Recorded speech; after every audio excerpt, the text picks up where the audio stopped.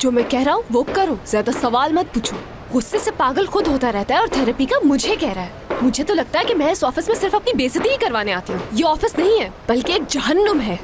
या अल्लाह, ये सब मेरे साथ ही क्यों होता है? तू क्यों नहीं सुनता मेरी दुआएं? हाँ, वो लड़की ठीक थी। अब मैं समझी कि वो ये नौकरी क्यों नहीं करना चाहती थी। उफ। गुड मॉर्निंग, मुझे सोना प्रैक्टिस से मिलना है। जी बोले, मैं ही हूँ।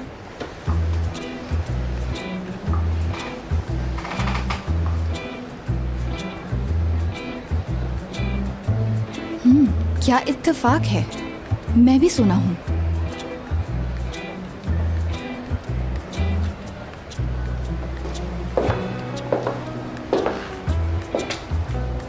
सोना। जी कहिए।